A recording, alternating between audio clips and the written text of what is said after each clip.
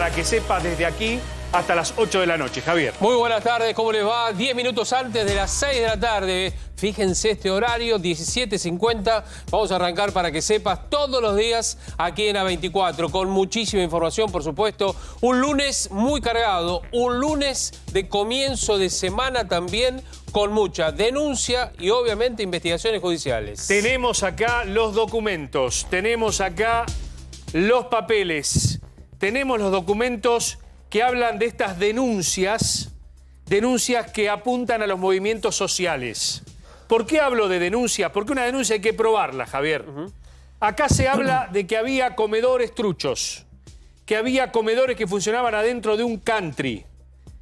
Hay también supuestos aprietes a manifestantes que no venían a los piquetes y no les daban la comida porque si no cumplían con la marcha. Esto es producto de las denuncias a un teléfono que abrió el gobierno a partir de diciembre. Todo está en dos denuncias que hoy son la tapa de este día. 134, ese es el número de las denuncias que el gobierno viene insistiendo y ha puesto en funcionamiento desde comienzo de este 2024 para aquellos integrantes de distintas asociaciones y obviamente de organizaciones piqueteras, organizaciones sociales, ONG y demás que se sintieron o se hayan sentido de alguna manera presionados o amenazados por concurrir a estas movilizaciones. Hay varias conversaciones que están, obviamente, dentro de la denuncia que nosotros te vamos a mostrar, en donde, entre otras cosas, queda en evidencia cómo algunos punteros de distintas organizaciones, bueno, lo que les decían a varios manifestantes es, como vos no concurriste a la marcha en 3 oportunidades, vos no vas a recibir alimentos. Exactamente. Hubo 27 allanamientos en las últimas horas. Los delitos que se le acusan son extorsión, ¿no?, a cambio de planes sociales. Allí está investigando el fiscal Gerardo Policita, que logró un fallo de cámara para estos allanamientos, algo que en primera instancia se lo había negado el juez Casanelo. Ahora, ¿se logró dar con elementos que pueda justificar esa extorsión? Ejemplo, teléfonos, laptops, notebooks, ¿no? ¿Alguna manera que se pueda probar que esta extorsión haya existido? Bueno, todo está en materia de investigación y en instantes ustedes van a tener estos chats que son un verdadero escándalo. Tal cual.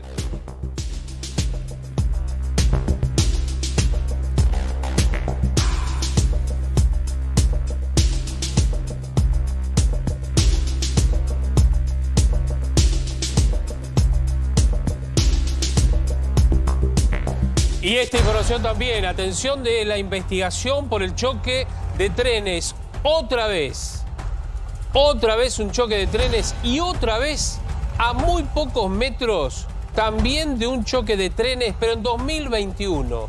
¿Te acordás? En aquella oportunidad, 2 máquinas que chocaron de frente a más o menos 600 metros del lugar donde colisionaron el viernes último. En minutos te vamos a mostrar ¿qué dijo la Junta de Seguridad del Transporte respecto del hecho ocurrido en 2021? El gobierno ha dictado la emergencia de los trenes. Dicen que los funcionarios venían advirtiendo una situación comprometida con el tema de las señales y habían instruido al personal técnico sumo cuidado a la hora de manejarse con las señales manuales. Atención, hay 4 maquinistas que están imputados, más 3 auxiliares también. La justicia tiene 3 hipótesis. Una de ellas te la vamos a mostrar y contar en el día de hoy. ¿Por qué? Porque también se basa en ese informe de 2021, cuando el 13 de noviembre de ese año, a las 21:30, chocaron 2 máquinas pasando la estación Palermo, a muy pocos metros de este puente de Dorrego y Figueroa Alcorte, donde el viernes chocaron los trenes y además hubo 90 heridos. Y como ustedes saben, como nosotros sentimos lo que ustedes sienten, no lo decimos y es el lema de nuestro programa, realmente todos los días ustedes abordan un tren para ir a trabajar, para ir a estudiar, y el miedo está en los pasajeros. Exacto. Insistimos con esto. ¿Puede volver a ocurrir? Sí, puede volver a ocurrir. ¿Puede ocurrir lo de 2012? Y es posible que sí. Ojalá que lo no. que pasó en 11. Ojalá que no. Exactamente. Por eso es importante advertirlo. Tal cual. Y vamos rápidamente a nuestro móvil porque todavía se están haciendo las tareas. El funcionamiento del San Martín, complicadísimo, ¿eh? Complicadísimo desde el viernes, después del choque, a las 10:30 de la mañana. Gabriel Prosperi, ¿cómo te va? Muy buenas tardes. ¿Cómo te va, Javier? Hola, Mariano. Hola. Como ustedes ven, ya se ha movido la locomotora. Hace minutos nada más se ha podido comenzar a remolcar la locomotora del siniestro por otra que ha llegado desde Retiro. Allí quedará justamente la locomotora del impacto del viernes en custodia judicial. Desde muy temprano hoy, 2 grúas de enorme porte removieron la locomotora primero para encarrilarla y luego, cuando después del trabajo en los rieles, que ya estuvieran aptos obviamente para el traslado de esta máquina, bueno, ahí sí llegó la otra locomotora que tenemos delante de la que tenemos en imagen para remolcarla. En estos momentos se están ultimando los detalles para que comiencen ambas máquinas a moverse, reitero, hacia la estación Retiro. Pero todavía queda la otra locomotora, la que llevaba el vagón furgón, la que estaba parada y por la cual se produjo el accidente que esta locomotora no pudo evitar, o este maquinista no pudo evitar al transitar por este puente. Esa otra locomotora también llegará a Retiro remolcada y quedará obviamente en custodia judicial. ¿Cuándo, para los usuarios, esta información? ¿Cuándo la línea San Martín volverá a hacer el recorrido total desde la estación de Retiro? Bueno, eso depende de 2 factores. Primero, que los ingenieros van a revisar el puente, por supuesto, en qué condiciones está, si ha tenido, después de semejante cimbronazo, algún desperfecto importante que obligara entonces a hacer alguna refacción. Y en segundo término, ¿qué dirá la justicia? Porque, como ustedes bien dicen, todavía hay una investigación en curso y habrá que ver si se habilita el puente o si la justicia, los investigadores, quieren todavía realizar pericias en el mismo. Mientras tanto, el servicio va a estar acotado a las estaciones Palermo y Villa del Parque, según el ramal. Bien, Gabriel, esperanos un poquito porque vamos a escuchar a Manuel Adorni, al vocero del gobierno que se refirió al tema del incidente del viernes. Con respecto a la situación del accidente de trenes ocurrido días atrás, por supuesto que dejamos que la justicia investigue, entendemos por supuesto que hubo un error humano, pero también somos respetuosos del trabajo que está haciendo la justicia, con la cual estamos colaborando en todo lo que se nos requiera. Se va a decretar la emergencia ferroviaria en línea con el informe que recibimos finales de abril de la CNRT y la cual se le ha dado traslado a las diferentes autoridades de las compañías que tienen a su cargo los diferentes ramales de trenes y, o sea, nada tiene que ver, para que no haya confusión, el decretar la emergencia ferroviaria con lo que ocurrió. Simplemente, por supuesto, una red ferroviaria absolutamente devastada. De hecho, el 10 de diciembre nos encontramos en trenes con una deuda de algo más de $100 millones. Y además donde se ponía mucho más énfasis en pintar algún mural en alguna estación que en efectivamente aportar al mantenimiento y al buen funcionamiento del sistema. Así que, bueno, me extendí un poco, pero digo, a tu pregunta, efectivamente estamos esperando que la justicia avance y somos respetuosos. Bueno, ahí estamos, ¿no? Puede ser Ergolini y el fiscal Rívolo. Claro. Están entendiendo la causa. Es importante lo que dice Adorni. Dice, un error humano. Porque los problemas técnicos ya sabemos que estaban. La señalización, algunos postes de indicación de kilómetros y demás. Lo que van a ver ustedes, yo les pido que presten atención a esto porque es un informe animado de cómo fue el choque en 2021. Imaginen ustedes, 13 de noviembre de 2021, 21:30 horas. A metros de donde ocurrió el viernes. A metros de donde ocurrió el viernes. Lo que dice el informe en general es que, como no había una señalización, se comunicaban por handy desde los auxiliares que le informaban los movimientos de trenes, que ellos tienen el mapa en la central, a los maquinistas. Pero ¿qué pasa? Lo que dice el informe es que había 2 o 3 que les informaron a los 2 maquinistas de las 2 formaciones. Los 3 dieron información errónea. Ninguno de los 3 aparentemente coincidieron en el dato exacto para los maquinistas de los 2 trenes. ¿Lo vemos? Dale, es muy probable que haya ocurrido eso el viernes. Exactamente, es lo que investiga obviamente la justicia federal. Mirá.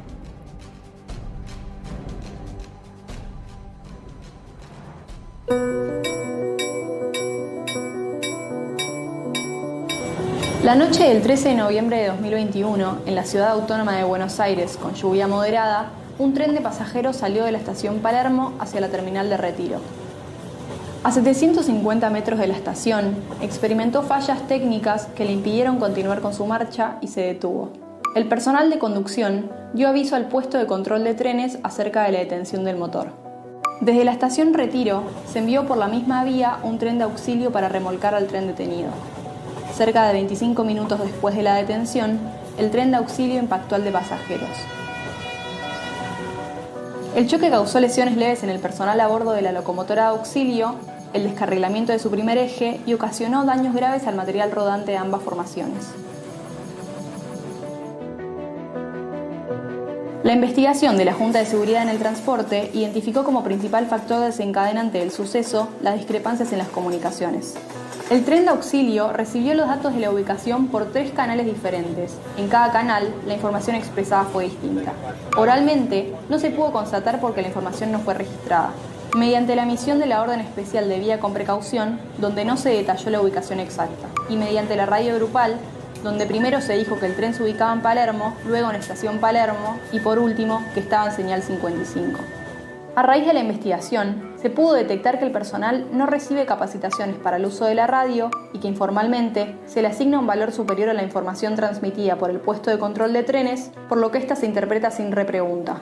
Por esto, se recomienda realizar un proceso de capacitación para el personal del puesto de control de trenes, así como a todo el personal interviniente en comunicaciones radiales. También se recomienda implementar las medidas para validar la información recibida y emitida por el puesto de control de trenes durante las comunicaciones radiales. Por otra parte, la orden especial de vía con precaución emitida no informaba la altura exacta del tren detenido. Se infiere que esto se produjo por haber estado el personal de puestos fijos que emite la OEP a bordo del tren de auxilio, lo que pudo haber afectado la función de este documento físico. Por esto, se recomienda revalorizar la función de los documentos físicos asociados a la circulación de los trenes. Además, se identificó que por falta de información, el puesto de control de trenes consideró que el cambio de vía 29 no funcionaba. Por eso, decidió que el tren de auxilio partiera por la misma vía que el tren detenido. Sin embargo, el informe remitido por la operadora ferroviaria luego del suceso mencionó que el cambio funcionaba correctamente. Por esto se recomienda establecer medidas que garanticen la actualización de la información operativa que maneja el puesto de control de trenes. También se recomienda la capacitación del personal en el procedimiento del rito y el CEAL sobre las tareas de auxilio de trenes detenidos en secciones de bloqueo. En el relevamiento de campo se constató el faltante de postes kilométricos que sirven para señalar la posición de un vehículo. Además, se detectaron dificultades de visibilidad, ya que al transitar la curva cercana a la señal 55, no se logra distinguir el tramo de la vía contigua al puente ferroviario. Por esto se recomienda realizar un relevamiento del estado de los postes kilométricos de la línea San Martín. La Junta de Seguridad en el Transporte realiza el seguimiento de estas recomendaciones de seguridad operacional y otras más que surgieron del proceso de investigación. Su objetivo es mitigar los riesgos y prevenir la ocurrencia de futuros sucesos. Puedes acceder al informe completo ingresando al sitio web.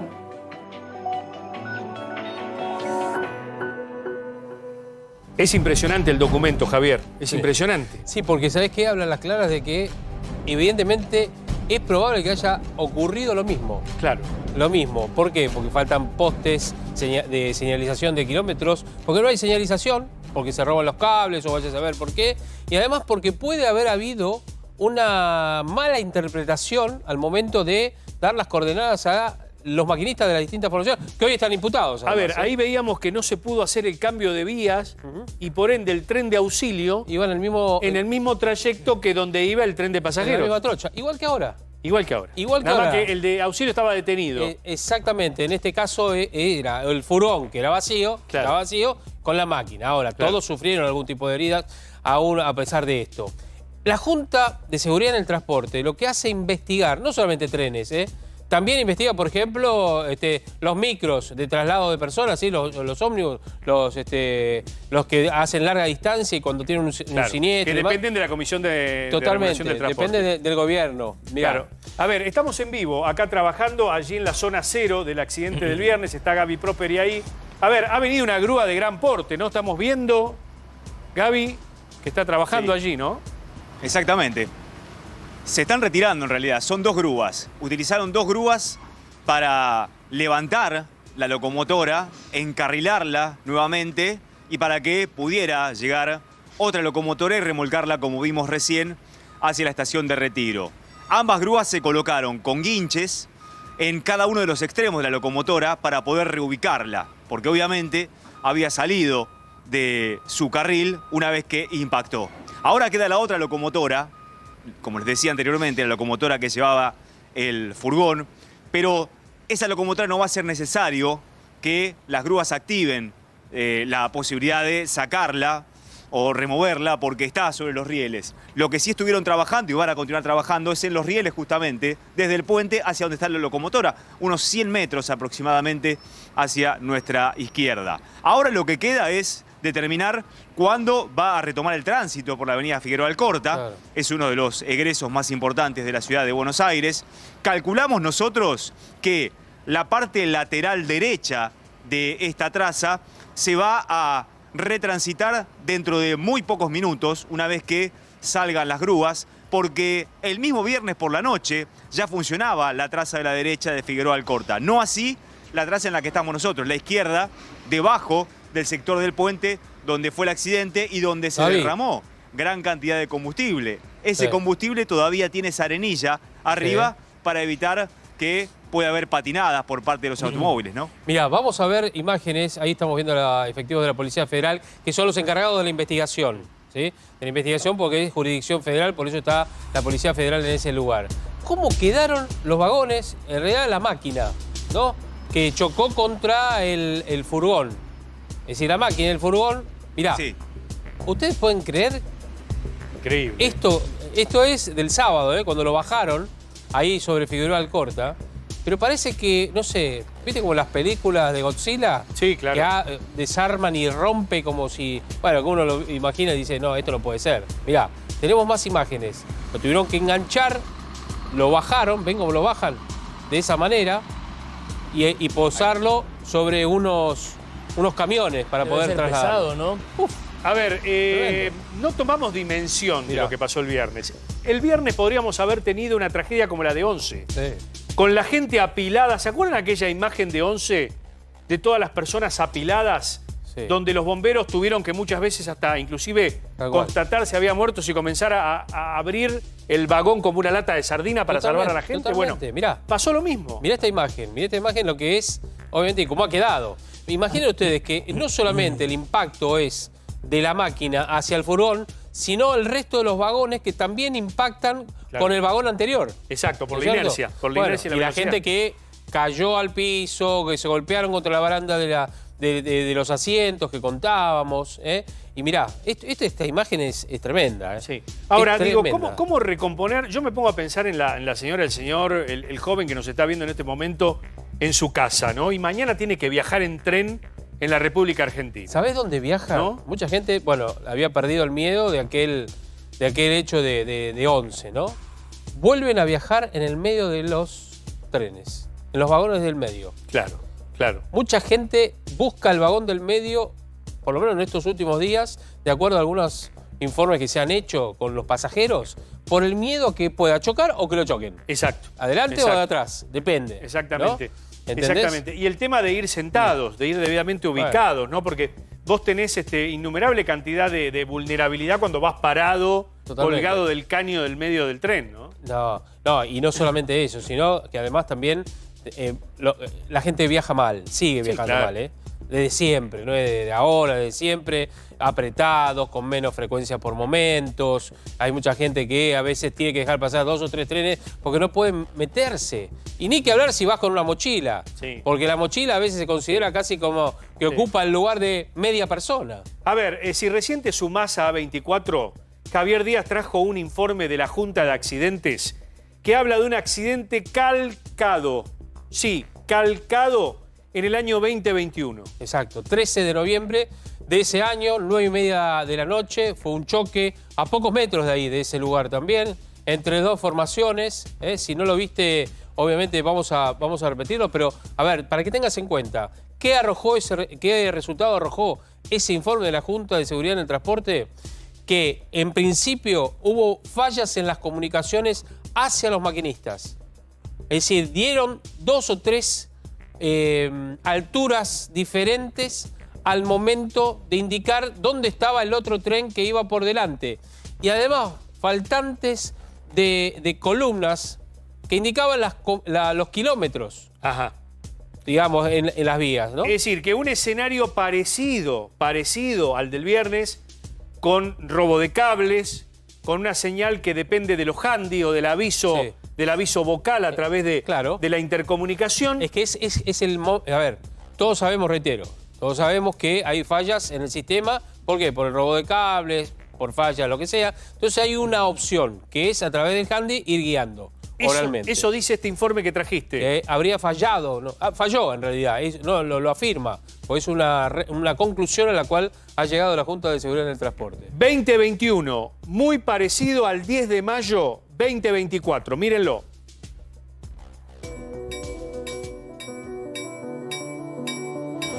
La noche del 13 de noviembre de 2021, en la ciudad autónoma de Buenos Aires, con lluvia moderada, un tren de pasajeros salió de la estación Palermo hacia la terminal de Retiro. A 750 metros de la estación, experimentó fallas técnicas que le impidieron continuar con su marcha y se detuvo. El personal de conducción dio aviso al puesto de control de trenes acerca de la detención del motor. Desde la estación Retiro, se envió por la misma vía un tren de auxilio para remolcar al tren detenido. Cerca de 25 minutos después de la detención, el tren de auxilio impactó al de pasajeros. El choque causó lesiones leves en el personal a bordo de la locomotora de auxilio, el descarrilamiento de su primer eje y ocasionó daños graves al material rodante de ambas formaciones. La investigación de la Junta de Seguridad en el Transporte identificó como principal factor desencadenante del suceso las discrepancias en las comunicaciones. El tren de auxilio recibió los datos de la ubicación por 3 canales diferentes. En cada canal, la información expresada fue distinta. Oralmente, no se pudo constatar porque la información no fue registrada. Mediante la emisión de la orden especial de vía con precaución, donde no se detalló la ubicación exacta, y mediante la radio grupal, donde primero se dijo que el tren se ubicaba en Palermo, luego en Estación Palermo y por último que estaba en señal 55. A raíz de la investigación, se pudo detectar que el personal no recibe capacitaciones para el uso de la radio y que informalmente se le asigna un valor superior a la información transmitida por el puesto de control de trenes, por lo que ésta se interpreta sin repregunta. Por esto, se recomienda realizar un proceso de capacitación para el personal del puesto de control de trenes, así como a todo el personal interviniente en comunicaciones radiales. También se recomienda implementar las medidas para validar la información recibida y emitida por el puesto de control de trenes durante las comunicaciones radiales. Por otra parte, la orden especial de vía con precaución emitida no informaba la altura exacta del tren detenido. Se infiere que esto se produjo por haber estado el personal de puestos fijos que emite la OEP a bordo del tren de auxilio, lo que pudo haber afectado la función de este documento físico. Por esto, se recomienda revalorizar la función de los documentos físicos asociados a la circulación de los trenes. Además, se identificó que por falta de información, el puesto de control de trenes consideró que el cambio de vía 29 no funcionaba. Por eso, decidió que el tren de auxilio partiera por la misma vía que el tren detenido. Sin embargo, el informe remitido por la operadora ferroviaria luego del suceso mencionó que el cambio funcionaba correctamente. Por esto se recomienda establecer medidas que garanticen la actualización de la información operativa que maneja el puesto de control de trenes. También se recomienda la capacitación del personal en el procedimiento del rito y el CEAL sobre las tareas de auxilio de trenes detenidos en secciones de bloqueo. En el relevamiento de campo se constató el faltante de postes kilométricos que sirven para señalar la posición de un vehículo. Además, se detectaron dificultades de visibilidad, ya que al transitar la curva cercana a la señal 55 no se logra distinguir el tramo de la vía contigua al puente ferroviario. Por esto se recomienda realizar un relevamiento del estado de los postes kilométricos de la línea San Martín.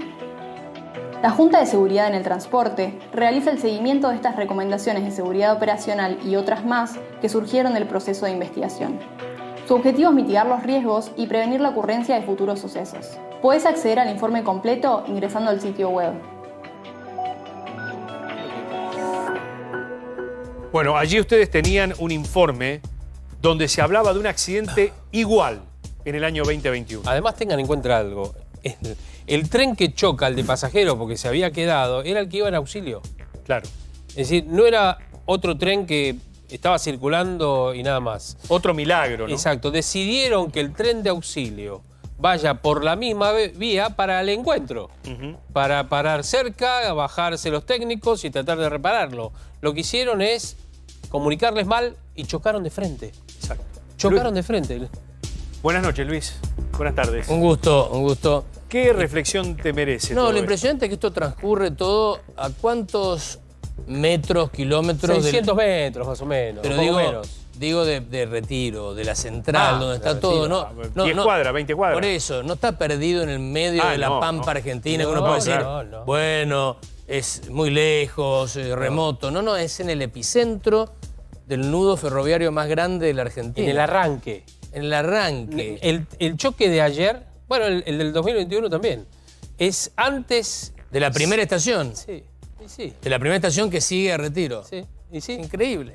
Pero aparte, en estos tiempos donde la tecnología te da geolocalización, donde hasta un celular se geolocaliza, es decir, te da el punto o el trayecto donde está, que no se pueda tener un tablero Lo que sería con un tren de Digo, alta velocidad acá. claro, pero digo, Imagínate yendo a 200 kilómetros por hora. Es que, a ver, estaba la ubicación que dijeron los maquinistas cuando se quedaron con el tren en el 2021. El problema fue la comunicación de los auxiliares al momento de informarle al tren que iba en auxilio, decirle, está a esta altura. Claro, cuando dieron la curva, se toparon con el tren, no tuvieron manera de frenar y chocaron. bueno, pero ahí tenés error humano, tenés desidia, tenés gente que no hace bien su trabajo, que no lo hace con la debida responsabilidad. Esto estamos hablando de un controlador aéreo en la tierra. Tal cual. Ahora, Un controlador aéreo no puede errarle, no puede chocar los aviones. Tiene que aterrizar un avión y después aterrizar otro. pero Eso hace control aire. tranquilo, los trenes son argentinos. Está bien, pero los digo... trenes son argentinos, tenemos soberanía porque manejamos los trenes.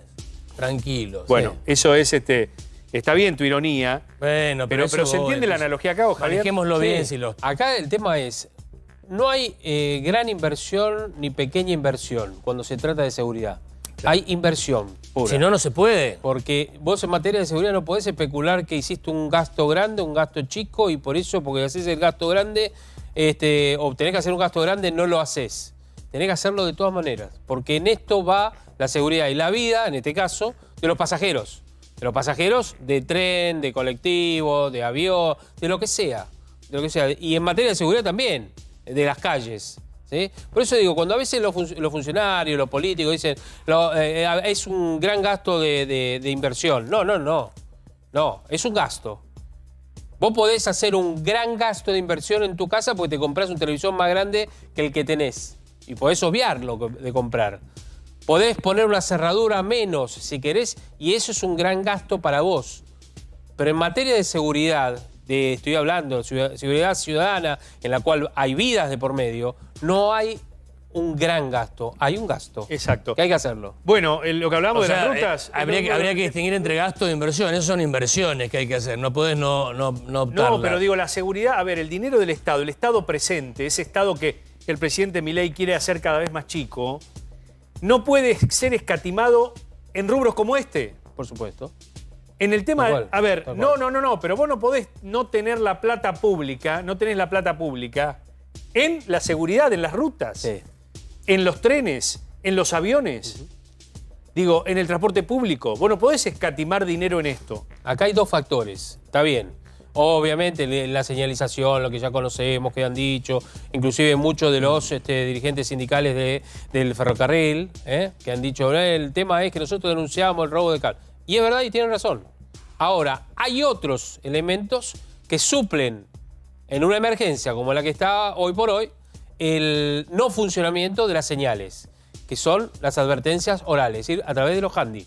Ahora, si esa comunicación falla, bueno, es lo que pasó. Es lo que pasó el viernes, probablemente, o es lo que pasó en 2021 que es la conclusión de la Junta de Seguridad del Transporte. Bueno, y por eso tenés los imputados que tenés. ¿no? Además. Que tenés 7 personas Sí. imputadas. A ver, el presidente de Trenes había advertido, ¿no? Esto lo decíamos en el arranque, había advertido sobre la seguridad operacional del servicio días antes en Palermo, ¿no? Que es Adrián Luque. Le había enviado una nota a los superiores de la Secretaría de Transporte diciendo esto, que estaba en riesgo el tema de la operación. Sí. ¿no? Ahí hay que tener en cuenta, obviamente, lo que ha pasado en los últimos tiempos. ¿Sí? Y estamos hablando de las fallas, que algunos han denunciado también. El sistema de trenes en la Argentina, más allá de estos siniestros y demás, funciona. Obviamente, con ciertos problemas, con cierta demora, a veces hasta con, obviamente, problemas para transportar pasajeros por la gran cantidad de pasajeros que lo utilizan, la poca cantidad de servicios que se pueden instrumentar también, porque hay que tener en cuenta las frecuencias. Es como el subte, no se le pueden agregar más frecuencias a las que ya están establecidas, desborda, no hay manera porque todo tiene su tiempo coordinado. ¿Podría estar mejor el servicio de trenes? Sí, por supuesto, y desde siempre, no de ahora, desde siempre. ¿Se ha mejorado en alguna oportunidad? Sí. ¿En base a qué? A las muertes de la tragedia de Once. Totalmente, totalmente. Bueno, no va a ser el único tema que vamos a tener en nuestras 2 horas. No solo está el tema de trenes, en instante vamos a estar hablando de economía, porque mañana, 14 de mayo, 4 de la tarde, se anuncia la inflación de abril. Tal cual. ¿No? La inflación de abril que se anuncia... Parece un dígito que va a ser, ¿no? En principio en Sí. baja, ahora los precios No bajan. siguen ahí arriba, ¿no es cierto? Siguen arriba, así que en un ratito, y el ajuste ni hablar. Sí. A ver, y también hay otros temas que tenemos en vivo. Rápidamente nos vamos a ir al móvil. Está Diego de Nicolás en Lugano con un caso que también es tapa del día. Diego, buenas tardes. ¿Cómo te va, Mariano? Hola, Javier. Buen día. Sí, esta es la estación Lugano, Ferrocarril Belgrano Sur, con un hecho ocurrido en diciembre pasado, pero que ahora vuelve a cobrar notoriedad por conocerse un video. Ustedes me dirán, Mariano, si podemos ver el video, que, bueno, ha causado bastante conmoción durante estas últimas horas.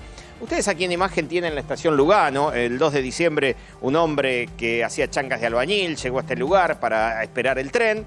Luego apareció un guardia de seguridad, aparentemente lo increpó pidiéndole que se vaya. Nadie sabía bien si había entrado de manera lícita o no a la estación, pero el hombre termina cayendo en un momento al andén.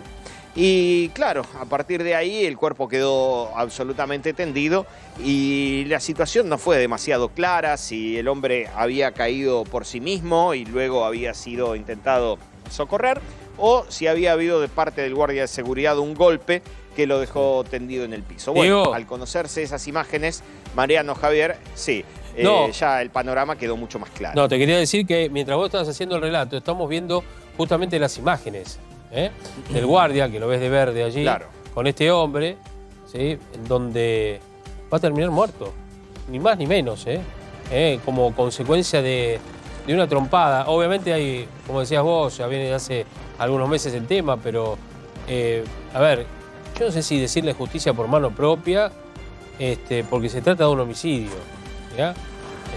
Como consecuencia de esto. Mirá, ahí empieza la refriega, ahí ven el cartel que dice Lugano. Este hombre que no se podía mantener parado, por lo menos lo que se puede advertir, más allá que lo está sacando a empujones. Y después en el final de todo va a aparecer la policía allí, porque obviamente alertados por esta situación concurren efectivos de la policía para ver qué era lo que había sucedido. ¿Sí? ¿Cuál es la situación de este guardia, Diego? Recordala.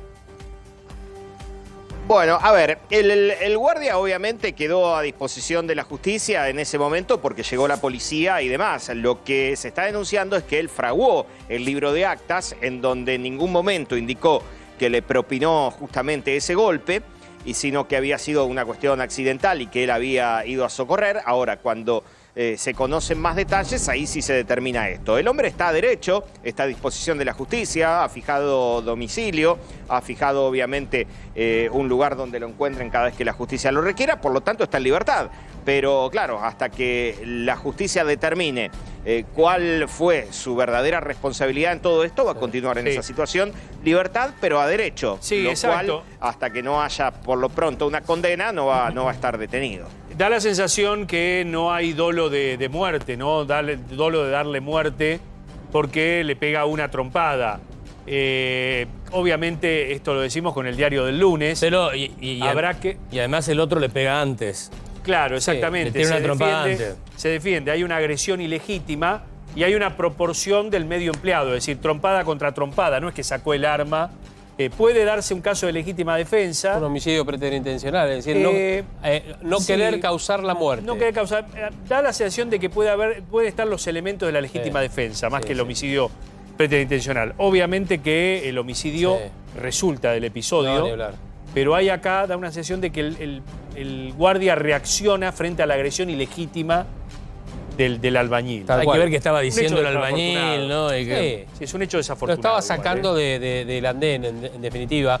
Yo recuerdo que ha habido un hecho, si no es en Barracas, es en La Boca, me parece en Barracas, o Valvanera, de la policía también, con alguien que estaba con un cuchillo, en un momento determinado, hace unos años, antes de la pandemia. Le pega una patada, lo tira contra el piso, golpea la cabeza y este hombre muere. ¿Qué pasó con el policía? Terminó preso. Exacto. Acá este hombre no termina preso en principio, al comienzo de la investigación, sí, pero después queda derecho en libertad. ¿No es cierto, Diego?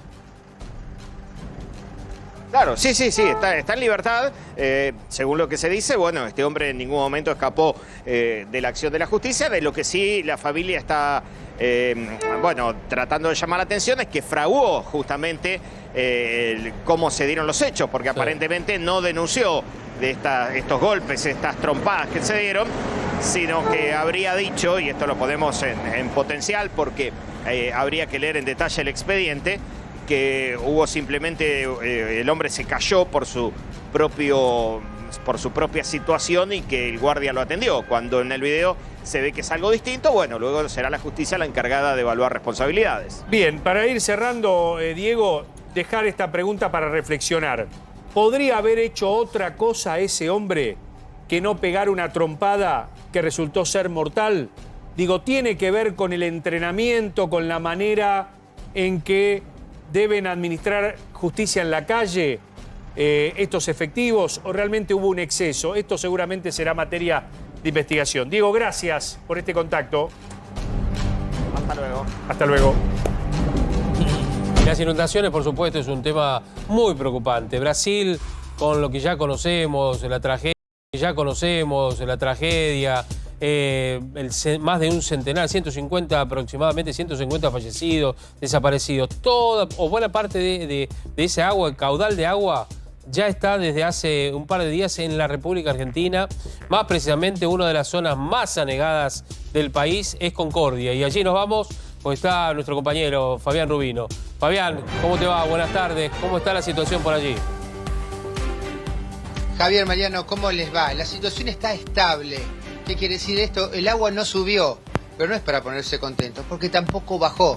Y lo que la gente quiere precisamente es que baje, que se vaya el agua. Si no baja, evidentemente la situación tiende a estar igual y la gente está lejos de su casa, lejos de las cosas que quiere, lejos de su vida cotidiana. Y es una tragedia. Irte de tu casa, que el agua te eche, es una tragedia. ¿Y a dónde se va la gente? Mucha gente vino aquí donde estamos en estos momentos. ¿Qué es esto? Un vagón del ferrocarril, que el ferrocarril Urquiza ha cedido a un montón de familias para que vengan y puedan realizar su vida como pueden. Las familias siguen llevando sus hijos a la escuela, porque afortunadamente no hay escuela en las zonas inundadas, y los hombres y también mujeres que pueden salen a trabajar. En el caso de Rubén, que ha llegado recién, que está mateando. Rubén, ¿hace cuánto que salieron de su casa? Y hace... el jueves. ¿Qué fue lo primero que sacaron? Digamos, huyamos y saquemos esto. Y la cama y los colchones. Porque donde se moja eso, se arruina todo. Anteriormente también tuvieron que ser evacuados. Sí, y ahí perdimos más cosas. Esto, Mariano, Javier, fue hace 5 meses, 6 meses, que tuvieron que salir ahí, por una inundación. Claro, volvieron y tenían la mitad de las cosas. Y empezaron de nuevo a recomponer la situación. De cero. Y lo mismo. ¿Vieron que la mala suerte de esta gente que no alcanza a recomponerse Y otra vez el agua, ni hablar. otra vez el agua a sacarlos de las casas. Fabi, Mirá, acá están las camitas. ¿Tu Vos que nombre sos es? un... Evangelina. Sí, díganme, chicos. Vos que sos un avesado periodista que has hecho innumerable cantidad de coberturas, sabés que el agua se lleva a la historia, ¿no? Se lleva a la historia de la gente, se Sí, lleva a la claro. historia de las familias, las fotos, la foto del cumpleaños, la foto de cuando eran chicos. Mariano, todo. se lleva la vida, toda una vida. La gente invierte su vida en su casa, porque en su casa, como vos decís, tiene sus afectos, pero ¿sabés qué? Le puso el lomo para poder tenerla. Porque son, a ver, de nuestra generación, digo, lo primero que querían eran en su casa, para tener su familia. Hoy por ahí los pibes van para otro lado. Hoy la gente de nuestra generación le ponía el lomo para tener su casa. Y vos sabés que cuando yo los visité esta tarde, tocaban, claro, la chapa, hay un ambiente lindo, cálido, porque la chapa con el sol te da calor. Ahora toco la chapa, está frío, Evangelina. ¿Y cómo se banca o no se banca esto? No, el frío hace frío. No es que se banca o no se banca, hace frío de noche, se hace frío. Pero bueno, uno se acuesta, se tapa, se abriga, se pone una estufa y se pasa la noche. En la anterior inundación, ustedes que salieron de su casa, ¿cuántos días estuvieron afuera? Nosotros tuvimos 58 días afuera en la anterior inundación. Chicos, 58 días Sí, afuera, sí. 2 meses. ¿Saben lo que es estar 2 meses? No, y ver en un ese lugar caudal que de no es tuyo. agua, ver ese caudal de agua, hoy se pronosticaba 14 metros, ¿no? Hasta de bote a bote la casa, donde perdés todo. Las heladeras, no hay terraplén para poner los electrodomésticos. No, pero los muebles. volver a perder todo, ese es el tema, ¿no? De esta gente, en donde, Fabián, yo no sé si, viste que hoy hablábamos también en la mañana, hay gente que conoce el lugar y dice, hay una defensa que no se hizo, que está proyectada hace muchos años, que se destinó dinero para eso y nunca se concretó, vaya a saber para qué se desvió. Ya sé, hoy es tarde, hoy es tarde. Hay una defensa, claro, que exactamente. Pero la gente nos dice, antes estas inundaciones venían cada 8 años, 10 años, ahora los tenemos cada 5 o 6 meses. Y esa defensa se hizo una parte. ¿Y qué se hizo la plata? ¿Qué se hizo la plata? No, ninguna gestión pudo dar respuesta de que se hizo la plata, pero la defensa no está. La plata vino. La plata estuvo. Y la defensa no está. Y la defensa no está. Tal cual. Y nadie da cuenta de lo que se hizo con la plata. ¿Quién tiene que responder? Porque así está la gente, en la calle y a la deriva. Obvio. No, y además también te acordás el caso, bueno, uno de los casos emblemáticos es Santa Fe también, en donde se había advertido aquella inundación ya hace 2003. varios años, exactamente, que necesitaba la ciudad hacer una defensa importante porque podía aumentar el caudal del río. Acá hay una excepcionalidad, obviamente, lo que sucedió en Brasil, pero así todo, eso hubiera contenido un poco más. Claro. Un poco más. Mirá, Fabi, yo estoy leyendo. Sí, claro. No le digas a la gente pobre porque esto por ahí puede cambiar, pero tenemos que informarlo. Desde la represa de Salto Grande informaron que está llegando al embalse caudales importantes todavía de agua. Y recién el viernes podría descender el río Uruguay. Es decir, el pronóstico es que más, terrible. acá se está hablando del fin de semana. Claro. Acá la gente también lo sabe, se está hablando del fin de semana, Bueno, claro. el máximo pico. A ver, Bueno. esta Ojalá defensa que no. podría contener el río hasta una altura de 17 metros.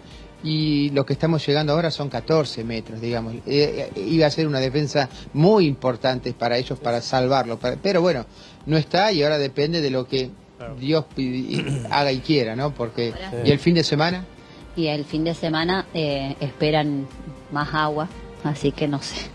Espero que no salgamos de acá. Y tiene sentido del humor ella, que Ya sería el colmo. es una divina, gracias Fabián, por tu, Fabián, vos gracias sabés por tu que buena sigue, onda. sigue Totalmente. lloviendo en Río Grande do Sul, ¿no? En el sur de Brasil, allí en los estados más complicados. En instantes va a estar Alejandro Pueblas. Nosotros no estamos tan lejos de Concordia aquí en la zona del Delta, la zona de... Son 500 kilómetros más o menos. Claro, no estamos Desde acá. tan lejos. Digo, Más este o agua menos. va a venir para la zona del Delta. No. Ya está, ¿eh? Va con Ya hay Posiblemente, parte el río inundado, Uruguay, Ojo, Ojo, que ya hay, el hay río zonas Uruguay anegadas, Fabi. obviamente te va a llevar el agua. Sí. El río Uruguay te va a llevar el agua. Sí. Dentro de todo, te digo, hoy salió el sol. Ayer llovía, nublado, frío, era una historia tremenda. Y el sol retempla un poco el ánimo. El sol te da un poco más de vida, Ojalá sigamos, aunque sea con este poquito de sol, como para poder... Vos fíjate, tienen los animales también. Hoy cuando recorríamos había gallinas, gatos en los techos que la gente no los sacó. Sí, los dejó ahí. Y sí. ¿Qué sabe lo que será de ellos? Mirá, son los grandes mirá las criaturas sufridos con los también perritos. cuando viene el agua. Ni hablar, porque además ellos buscan un refugio, ¿no? Esto es Concordia, reitero, donde está Fabián. Fabián está en Concordia. Mirá la altura de los carteles. Eso marca las claras, ¿no? Sí, claro. De la inundación. Los carteles que tienen más o menos 2 metros y algo de altura, como están casi tapados. Sí. Y mirá, la altura del agua, ven la marca de las casas es por encima de ese nivel. Estuvo peor todavía. La verdad que es tremendo. Son tremendo. aproximadamente Es 430 kilómetros entre Concordia y Buenos Aires. Claro. Ajá. Bien. ¿Y querés que veamos en un mapa a ver dónde está Concordia?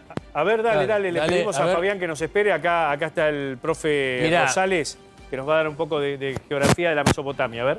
En el río Uruguay, que es el límite entre la Argentina y el Uruguay, ¿no? Sí. A esta altura. La ciudad de Salto y la ciudad de Concordia están en las márgenes del río Uruguay. Ahora, están aguas abajo de la represa de Salto Grande, Ajá. que sistematiza todo el río Uruguay. Gran, importante obra de infraestructura que proporciona de energía a todo el sistema energético argentino y ¿Y no uruguayo. puede contener la crecida Río Grande? ¿No Y puede? pero Salto Salto Grande no puede. Grande, Salto Grande Sí, está pero por tiene- acá. No, pero pará, es lo que acabo de mencionar. Salto Grande está conteniendo agua, pero dice, está llegando tanto caudal de agua Excede, que tiene que soltar. tiene Si no- que ir soltando. Si no pasa lo de Brasil, que se rompieron la Pero represa. por eso te señalo Claro. que Concordia está sufriendo, aún estando Salto Grande, aguas arriba, que puede regular y absorber bastante el impacto de la inundación. Ahí tenés Salto Grande, mira, ahí te lo está marcando. Ahí tenés Salto Grande, fíjate, Concordia y Salto, la ciudad de Salto, en el Uruguay. Ahora, los dos ríos principales que conforman el Río de la Plata, si vamos hasta el Río de la Plata, para entender dónde está Buenos Aires, es el río Uruguay y el Paraná. Claro. Que el Paraná a esta altura es un río interior de la Argentina, entre las provincias de Entre Ríos y Santa Fe. Después tenés el Paraguay. Ahora, el Paraná está sistematizado también, puede haber cierta contención de lo que viene de Brasil en Yacyretá. Claro. Tenés Yacyretá a muchos kilómetros. Si llueve más por acá, en los ríos que van alimentando el Paraná a esta altura, es más complicado. Lo mismo que si viene agua por el Paraguay, no hay represa por el Paraguay. Por el Paraná tenés Yacyretá, por el Uruguay tenés Salto Grande. Ajá. Las dos grandes represas, en ambos casos binacionales, con Uruguay Salto Grande, con Paraguay Yacyretá. Son tan grandes, y sobre todo Yacyretá es tan grande, que Yacyretá e Itaipú, que está más arriba, compartida con el Brasil, Paraguay con el Brasil, son el principal ingreso de divisas para el país, para Paraguay, para la finanza del Paraguay. Claro. Así que esta es la situación. Lluvias en el Brasil provoca crecidas en ambos ríos que alimentan el río de Paraná, el río de la Plata, Claro. y sobre todo el delta. El delta es del Paraná, no es del Uruguay. Son las aguas que trae el Paraná. Ajá. Ajá. El Uruguay desemboca. El Paraguay desemboca directamente en el río de la Plata. En el Río de la Plata. No Así pasa por el delta. No, el delta es del delta del Paraná. Del Paraná nada más. Así es. Ok. Mirá. Bien, está bueno saberlo, ¿no? Sí. Porque uno tenía ahí un error de geografía. Bueno, ¿no? pero Geográfico. inundaciones del Uruguay probablemente también inunden. No, pero por son supuesto. del Uruguay está delta. inundada. Uruguay No, también está inundada toda la inundaciones del zona. río Uruguay Sí, sí. probablemente inunden partes del delta Claro. también. Sí, sí, que ya está previsto eso. En el delta, zona de San Fernando, San Isidro, toda esa zona ya se sabe que está con la cota del río mucho más alta de lo que... De lo normal. Claro, exactamente. Mirá, vamos a ver lo que pasaba este mediodía. Ya vamos con vos, Fabi, lo que pasaba este mediodía en Colón, Entre Ríos también. Recuerden algo, Corrientes también está sufriendo esto, Misiones en parte. Toda esa cuenca que recién contaba Luis está padeciendo este tema. En Colón, Entre Ríos también, si bien no es tanto como en Concordia, sí también están sufriendo las consecuencias justamente de la inundación. La fuerte crecida del río. Imaginen o las que van ingresando hacia las calles y hacia los lugares. Mirá, vas a ver y escuchá el ruido del agua. Mirá. Esto es hoy. Esto fue hoy. La ciudad turística, ¿no? Sí. Bueno, ahí está la terma. Mirá. Escuchá el golpe de las pequeñas olas, que es producto del viento, ¿no? Contra las embarcaciones. En ese lugar. Claro, prácticamente la costanera totalmente colapsada por el agua, desbordada por Totalmente. el agua, ¿no? Pero a ver, parque termal ahí. Son varias cuadras hasta el río de acá, ¿eh? Sí. Porque las termas están en ese sector, hay hoteles. Hay como una avenida también costanera, que también ha sido ganada por el agua. Tal cual. Por eso digo, no es solamente Concordia, hay un montón de ciudades y pueblos, ni hablar, que ya están afectados y otros que esperan una crecida mayor. Exacto. Fabián, ¿estás por ahí?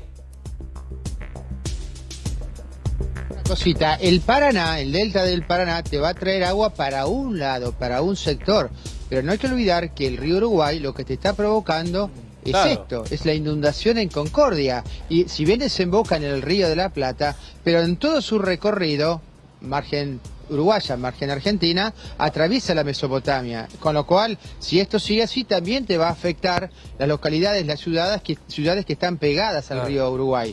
O sea que eso también es peligroso. Sí, más allá del delta del Paraná. Tal cual. Los dos ríos van a ser peligrosos. Y ahí estamos viendo, Fabi, la policía, ¿no? De Entre Ríos. Allí atrás tuyo, ¿no? Sí, está bastante. Por acá pasa bastante. ¿Sabés qué? El tema de los robos también. Los saqueos, claro. Tiene mucho miedo, claro. Sale de sus casas y no sabe con lo que podrán encontrarse. Sí. Pero sí, hay presencia policial, más que nada para cuidar a la gente que está acá evacuada. Tal cual. No, y además también para prever cualquier extraño que avance sobre lugares que no debería estar también para controlar eso es importante. Además, sí, señor. Bueno, Fabián, gran trabajo como siempre, Fabi, desde allá, en un lugar complicado, una zona muy complicada y un frío realmente intenso también. Abrazo grande, nos volvemos a comunicar. Cuídense esta mañana. Gracias. Fabián Rubino allí, el corresponsal de A24 y de América. Bueno, a las 18:42 no queremos olvidarnos del caso Strosky. ¿Se acuerdan de Cecilia, la joven asesinada en el Chaco? ¿Se acuerdan este rostro que fue reproducido? Que fue un caso que hasta llegó a lo más alto del nivel político, porque demostró que había un Estado dentro de un Estado, creado por un movimiento social que comandaba el matrimonio Sena. ¿Se acuerdan ustedes? Bueno, hubo en los últimos días, en las últimas horas, una decisión de la justicia que pone en peligro la acusación sobre los padres de César Sena. Ojo que los fiscales ya han concluido para ellos que el autor material del crimen es César. Los padres y los otros involucrados, todos tuvieron una participación para ocultar o ayudar a que no se develara, obviamente, el misterio del crimen. Pero cuidado, porque en esto que está explicando muy bien Javier Díaz, hay una trampa a favor de la defensa del matrimonio Sena. ¿Cuál es la trampa? Que en un futuro pueden demostrar que en realidad encubrieron, y los padres, el Código Penal habilita a encubrir a un hijo. Estamos en línea con Gustavo Brient, que es el abogado de la familia de Cecilia. ¿Cómo le va, doctor Brient? Díaz y Jesse aquí. ¿Qué tal? Buenas tardes, un saludo para ambos ahí en el piso. Gracias, doctor. Bueno, ¿puede ser esto una puerta a que quede impune por un lado el caso? No, yo difiero con tu introducción porque en realidad vos sos abogado, Mariano, y conocés perfectamente la acusación de la Fiscalía. Entiendo que básicamente respecto de la pena, la acusación de autores o partícipes primarios tienen la misma pena, es el mismo resultado, la perpetua. Hasta ahí estamos de acuerdo. Hasta ahí estamos de acuerdo. Nosotros, hay una situación bastante particular en esta elevación de la causa a juicio, como bien lo dijiste, es decir, la investigación concluyó, todas las partes se opusieron, incluido la querella como las defensas. Es decir, la verdad que no conozco casos, me ha tocado pocos casos en donde todos nos hemos opuesto a las conclusiones de los fiscales. Así que se da una situación particular, se han fijado audiencias para la primera semana de junio para las oposiciones que hizo la querella y parte de la defensa, y también todavía estamos esperando la audiencia ante la Cámara de Apelaciones que hizo uno de las defensas, en particular la de Merenciano Sena. Lo que llama la atención, doctor, es que el fiscal mismo cambió la acusación. Por más que sea la misma pena, Es extraño que primero se los considere coautores y después partícipes necesarios. Porque ellos lo que consideran es que César Sena, en el momento que ella llega a la vivienda de los padres de él, ahí es cuando comete el crimen. Que los padres enterados de este hecho, corríjame doctor si no es así, los padres enterados de este hecho, lo que hacen es ocuparse del cuerpo. No, en las conclusiones del requerimiento de la Fiscalía, actualmente como está, más allá de las objeciones y las impugnaciones de todos, hablan de una situación previa, digamos, donde los padres previamente colocan al hijo en una situación favorable para que se llegue adelante el homicidio a través de ciertos actos que describen muy bien en el requerimiento. Sí. Nosotros no coincidimos con ello, nosotros seguimos con nuestra teoría inicial, donde estas personas, sobre todo los 3 miembros del clan Sena, son autores materiales del crimen. Está bien, doctor, perdone. Una cosa es que no coincida con vos y otra cosa es que no coincida con los fiscales. Yo estoy contando lo que dicen los fiscales. Ustedes no coinciden con la Fiscalía porque para ustedes los 3 son autores materiales.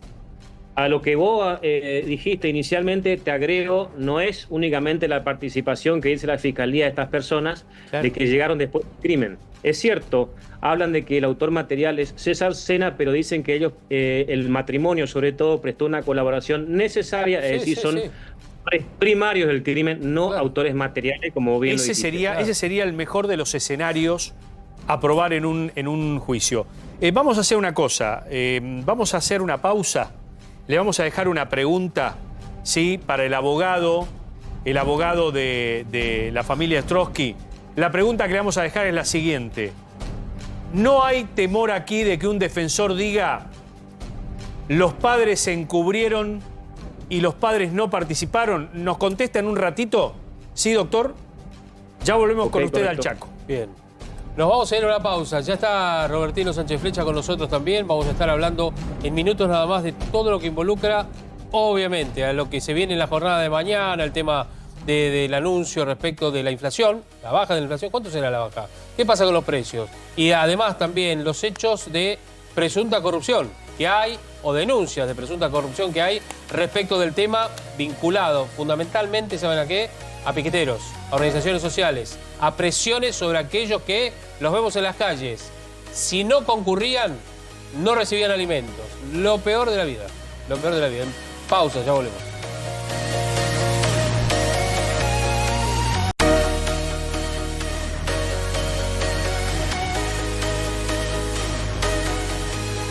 ...18:53. Mira, te vamos a mostrar qué dijeron los fiscales. Caso Cecilia Trotsky en Chaco, recordamos, estamos hablando con el abogado de la familia, ya vamos a volver con él, pero te vamos a mostrar lo que dijeron los fiscales. Ellos están convencidos de esto, prácticamente desde el comienzo, pero tenían que probarlo. Dicen que el 2 de junio de 2023, se va a cumplir un año, parece que hubiera pasado muchísimo más.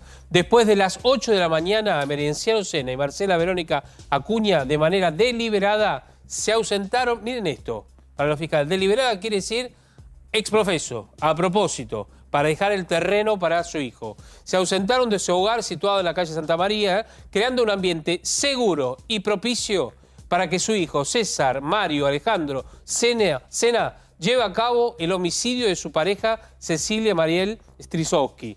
Más tarde, a las 9:15, César llevó a Cecilia a la residencia familiar, donde, aprovechando la relación desigual de poder y de dependencia económica en la que Cecilia se encontraba sometida, perpetró su muerte en una habitación de la planta baja.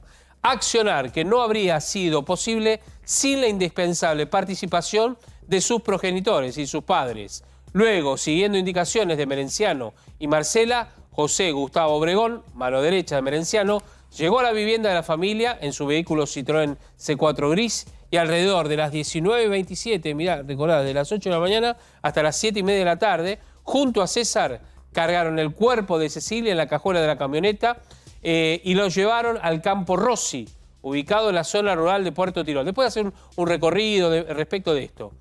En ese lugar, César y Obregón incineraron el cuerpo de Cecilia con el objetivo de destruir cualquier indicio incriminatorio y se retiraron alrededor de las 21.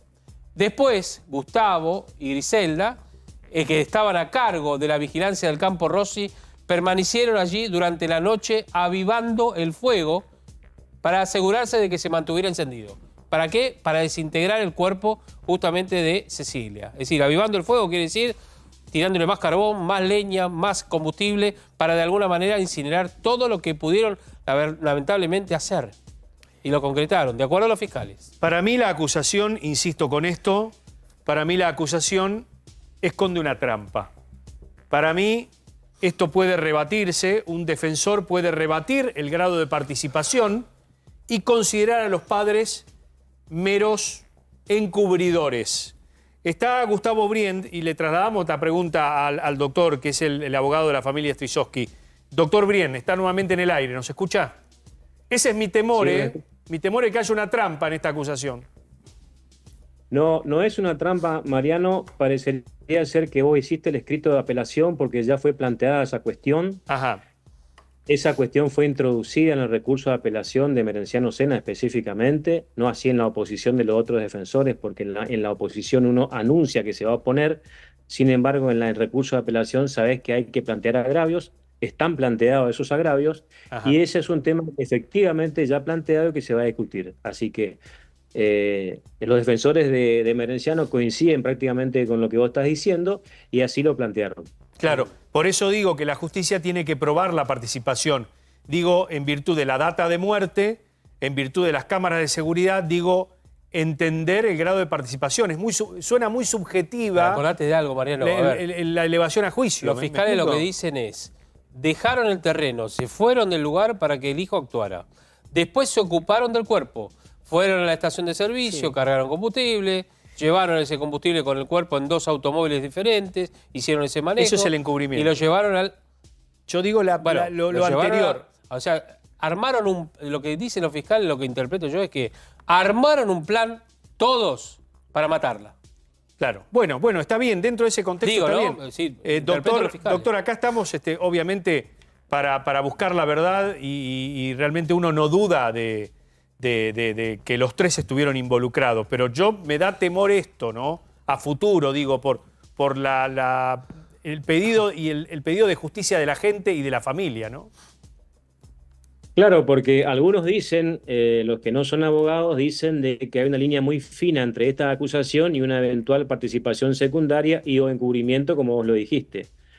Pero nosotros no coincidimos con eso, entendemos que hay elementos suficientes como para hacer que estas personas sean condenadas, inclusive por ser partícipes primarios, pero nos debemos a la verdad y a la familia que insiste en que la acusación inicial es la correcta. Es decir, nosotros vamos a trabajar por la acusación inicial, así que en ese sentido esperamos las audiencias. Está muy bien. Doctor Briend, gracias por este contacto con A24. Gracias a ustedes. Un fuerte abrazo. Hasta luego, doctor. Hasta luego. Bueno, vamos a cambiar de tema. Vamos a hablar, entre otras cosas, también de lo que ha sucedido en las últimas horas, ¿no? En estos hechos denunciados como corrupción, una vez más contra las organizaciones sociales. En realidad contra los líderes, aquellos que llevan adelante a las organizaciones sociales, ¿no? ¿Hay algún dato respecto de esto? Porque ya las denuncias vienen de hace tiempo, ¿no es cierto? Y donde, hay 2 puntos. Uno, amenazas, extorsión contra aquellos que deben, para ellos, concurrir a las marchas, porque en caso contrario son sancionados. ¿Con qué, por ejemplo? No reciben alimentos. No concurren a las marchas, no reciben alimentos. Recuerda usted la marcha del 9 de julio, en el Bajo, en las rutas y demás. Esto es lo que está investigando la justicia a propósito de algunos elementos recabados. Exactamente, y todo parte de diciembre, cuando el gobierno instauró la línea 134. El objetivo de esa línea era que la persona que recibía un plan denuncie si sufría un apriete por no concurrir a las marchas. Tal cual. ¿No?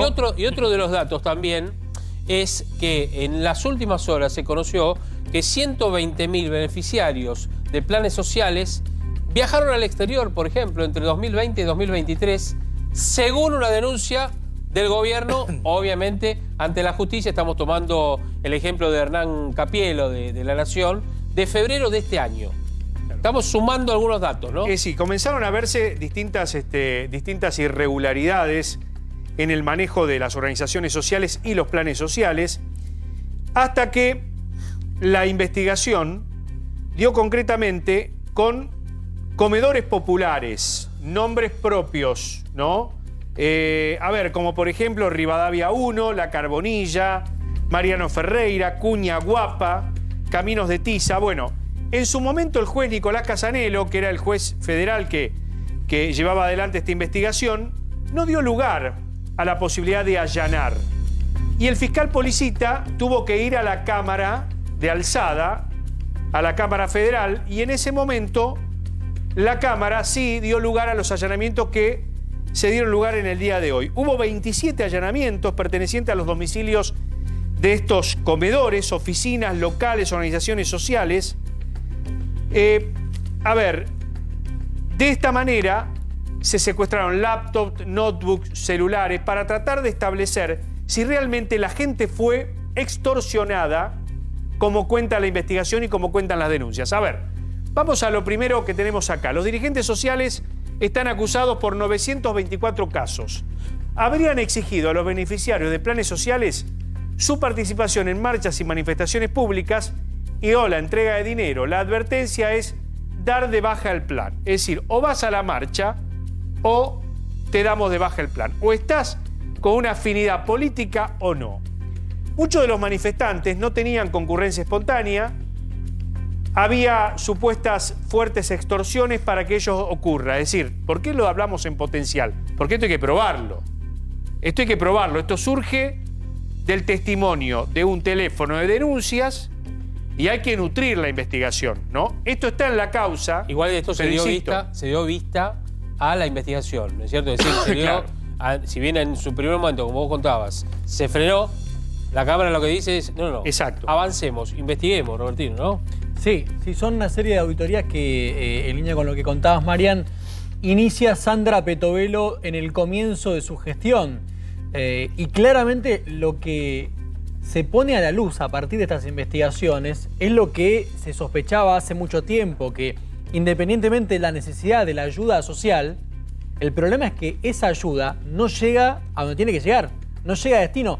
Se conocieron, por ejemplo, chats escandalosos que ofreció como evidencia el Ministerio de Capital Humano en esta demanda, que da cuenta justamente de las presuntas extorsiones de las que tantos hablaban, de que, como decías vos, Marian, si no vas a la marcha no cobrás. Exacto. Y era literal. Bueno, y fíjate vos esto que estamos leyendo allí a la par tuya, ¿no? Se acreditó también que varios de los dirigentes vinculados desviaban los recursos para los comedores y que la comida que daba el Estado la vendían. Esto formó parte de otro expediente que también tenemos en el día de hoy, ¿no? Y que tiene que ver con comedores fantasmas, con comedores que no existían. Digo, todo en un contexto especial, ¿no? Pero vamos a centrarnos todavía en el tema de los allanamientos. Vamos a centrarnos en estos chats, en los chats que motivaron esta investigación por extorsión, ¿no? Tal cual. Bueno, hay algunos chats respecto de, a ver, lo que recordemos, la línea 134 que puso el gobierno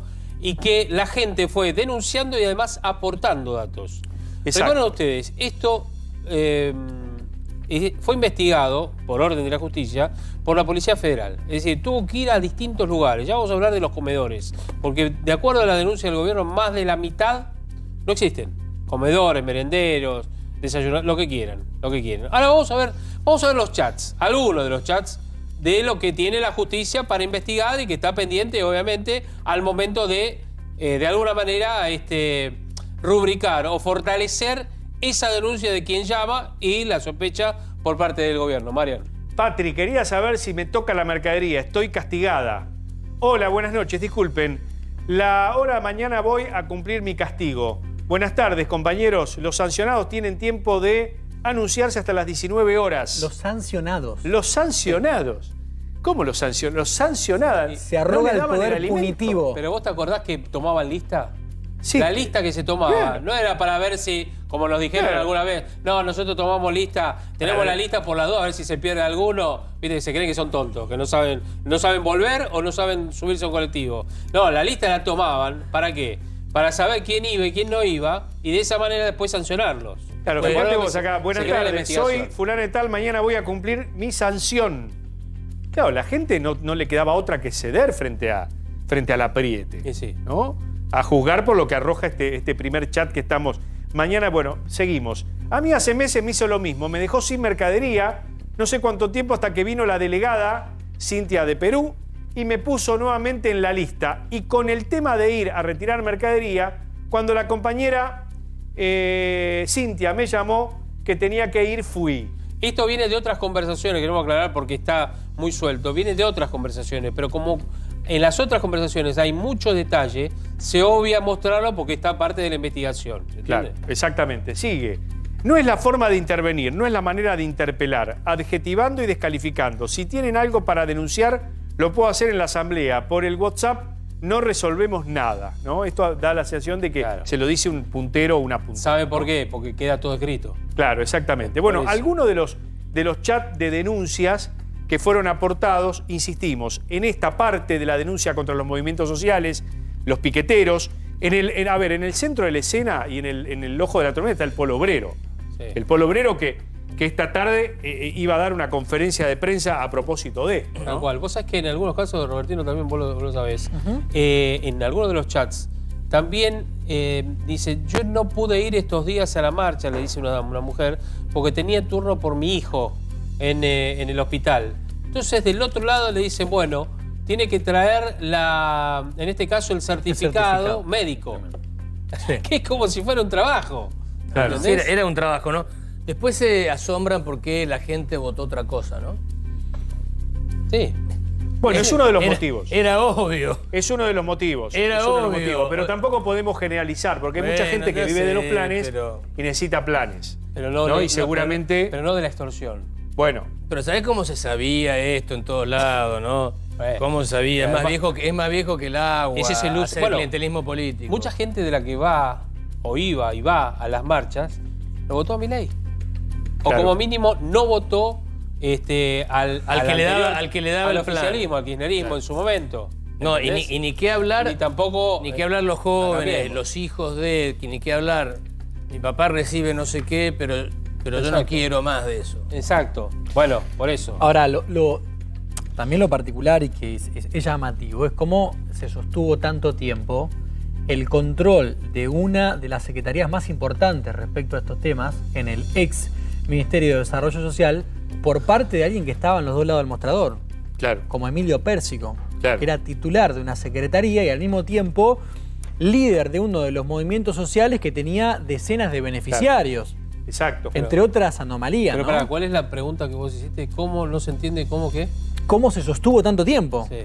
Bueno, también lo tenías hasta el final del mandato. Ahí, que tenías varios integrantes de los movimientos sociales adentro del gobierno. Digo, me parece que el gobierno de Alberto fue el gobierno que más titulares de los movimientos sociales tuvo adentro. Sí. ¿No? Y siguió con el festival. Y bueno, y siguió el festival. Siguió con el festival. A ver, del tema del supuesto apriete o de la extorsión, pasamos al tema del comedor fantasma. El comedor fantasma, que es esta otra causa que tenemos acá, y que es una denuncia también que es emanada de la misma usina, ¿no? De allí del Ministerio de Desarrollo Social, que habla precisamente de comedores inexistentes, ¿no? Digo, en el marco de las auditorías que se realizaron en el Plan Nacional contra el Hambre, ¿no? Se detectó una falta de control, ¿no? Y acá se remontan al año 2020, surgen distintas irregularidades sistemáticas, ¿no? Lo cierto es que en las auditorías se detectaron comedores, merenderos del RENACOM, ¿no? Y aquí lo tienen. La ausencia de control de los dineros estatales se refleja en la imposibilidad material de poder controlar y o inspeccionar debidamente los beneficios que se otorgaron. Y o si los comedores beneficiarios de las mismas fueron correctamente seleccionadas a tal efecto. O bien si aquellos tenían algún tipo de incompatibilidad que tornaba ilegal dicho otorgamiento, ¿no? Mirá, algunos de los comedores que está dentro de la denuncia, algunos de los ejemplos dentro de la denuncia dice, por ejemplo, algunos de ellos, Conquistando Sonrisas, Pequeños Gigantes de Quilmes, Cielos Abiertos, Luz de Luna de Pereira, Esperanza, Los Peques de San Alberto, Luz y Esperanza. Esos, de acuerdo a la denuncia, no existen. Bueno, ahí está, y claro, y pero acá figuran, obviamente, en la recepción de todos los alimentos y alguna ayuda. Ahí están todos los nombres, acá los nombres que están acá en este documento. Conquistando Sonrisa, Pequeños Gigantes de Quilmes, Cielos Abiertos, algunos de los ejemplos supuestos comedores que no existían. A ver, quiero volver a los datos. Luego de arduas investigaciones, dice esta denuncia, y Auditorías Internas surge del referido informe que de la totalidad de los comedores objeto del relevamiento solo pudieron relevar la mitad, 52.3. El 47.7 no pudieron relevarse debido a que el 32% de los comedores no funciona más como tal. No funcionan más. Fueron a los domicilios y no había comedor. El 25% de los datos de la prescripción no coinciden con los reales, es decir, direcciones inexistentes. Y el 16% nunca funcionó como comedor merendero, ¿no? Es decir, iban al domicilio y no había comedor, Javier. O sea que al menos 40% entre 25 y 16, 41. Claro, exacto. No existían. Y después tenés el dato de color, ¿no? De color para nosotros que estamos haciendo periodismo, no de color para el desfalco al Estado. Es el tema de que un comedor funcionaba dentro de un barrio cerrado, ¿no? Supuestamente. ¿No? Un comedor, tengo entendido que es Gauchito Gil, sí, que funcionaba dentro de un barrio cerrado. En un country. En un country. En realidad figuraba el country en ese lugar y imagínate. Bueno, hay gente que vive en los country que debe tener problemas para comer. No creo que sea de este grupo, obviamente. Es increíble, ¿no? Esta comisión, la supuesta comisión de delitos contra la administración pública. Tal ¿no? cual. Bueno, pero el Estado estaba presente. Sí, pero no controlaba. Bueno, estaba presente el Estado ahí. Bueno, veremos que la justicia, esperemos que la justicia tome cartas en el asunto y confirme o rectifique justamente esta denuncia. Todo va en consonancia con la cuestión también económica. El dinero que se va por un costado y no tiene devolución. Devolución digo en el sentido de que llega a destinatario. Y la economía que nos trasciende. Ahora, si se hacía negocio con la pobreza es de lo peor. Pero no es la primera vez. No, ya lo sé. Y además es parte de la denuncia. Es de la denuncia. No, ya lo sé, pero digo, ¿entendés? Con gente que realmente necesita. Sí. Ahora está con nosotros, comida. Luis, está con nosotros Orlando Ferreres. Gracias por venir, Orlando. Claro, Orlando. ¿Qué piensa? Vamos allá. ¿Qué piensa de todo esto? ¿Qué piensa de todo esto? Me parece que hubo muchas distorsiones en todo lo que es la ayuda social y como ustedes dijeron, que había muchos de esos lugares, comedores o merenderos que no existían en la práctica y cuando se iba a buscarlos no había nada. Evidentemente es un error de cálculo de la gente que le daba el dinero para estas organizaciones sociales que se quedaban con el dinero, con una parte del dinero o con todo el dinero. Y no había, digamos, atención al público al cual se decidía no darle el dinero, no darle la mercadería. Y en muchos casos había algunos que lo revendían a las cajas. O sea que se encontraba algunos alimentos y se lo vendía para otra gente. O sea que todavía un poco peor de lo que ustedes mismos dijeron. Tal cual. Yo estoy pensando, ¿no?, en que la Argentina y la clase política, o una parte de la clase política, viene demostrando que la corrupción ha sido la regla, ¿no? Claro. Por lo menos el foco de corrupción ha sido la regla. Lo que no imaginábamos es que esto iba a llegar a un sector tan vulnerable como es la entrega de alimentos, ¿no? Digo, que haya pus en eso, que es de alguna manera el punto más vulnerable que tiene la pirámide social. Es deleznable, ¿no? Efectivamente. Organizado como cooperativas, muchas de ellas, con distintos nombres muy lindos, pero que en la práctica no funcionaban como merenderos, como comedores o para la ayuda social, sino simplemente era un negocio de los intermediarios que hacían mucha más diferencia. No les importaba mucho la pobreza ni que la gente no coma. Orlando, y hablando de economía, vamos a hablar de economía, pues parte de la economía también, porque el dinero, ya lo hemos mencionado respecto de estos temas. Mañana el gobierno anuncia el nuevo número de inflación. Sí. Habla de que hay un retroceso, ¿no es cierto? Es decir, una inflación que podría rondar entre el 8 y el 9%. ¿Usted qué cree? Y la pregunta es, ¿baja la inflación y los precios siguen altos? ¿No acompañan? ¿Eso está bien? ¿Está mal? ¿Hay que esperar un poco más? Bueno, este gobierno tuvo por objetivo hacer una guerra contra la inflación, no como la que decía Alberto Fernández, el lunes empieza la guerra contra la inflación, sino que actuó sobre todo en el terreno fiscal y monetario, y a su vez le hizo una guerra a la inflación. efectivamente viene bajando 25, 13, 11 y ahora más o menos 8 a 9% para este mes que mañana se va a informar por el INDEC. Pero digamos, todavía no estamos en cifras que sean controlables para mantener la credibilidad del gobierno, por más que Milei mantiene una buena relación de optimismo con la gente a pesar de las dificultades. Orlando, perdón, pero me interesa, para profundizar el punto, en consonancia con lo que decía Javi, preguntarle por qué pese a la desaceleración de los precios, del índice general de precios, no se logra acomodar el sistema de precios relativos. Es medio técnico, pero usted lo va a poder explicar claro como siempre. Efectivamente, hay muchos precios que quedaron pisados por el gobierno anterior y que no se pudo llegar a resolver en estos primeros meses porque existe como una inercia inflacionaria y a su vez también se emitió un poco de dinero, pero prácticamente poco lo que se emitió. Ahora bien, cuando hay una guerra de precios, salarios y todos esos costos, evidentemente que el gobierno se siente en la necesidad de ponerle un fin. Por eso que se postergaron algunos aumentos de electricidad, gas y agua, que van a hacer ahora en mayo, para adelante. No dicen cuándo.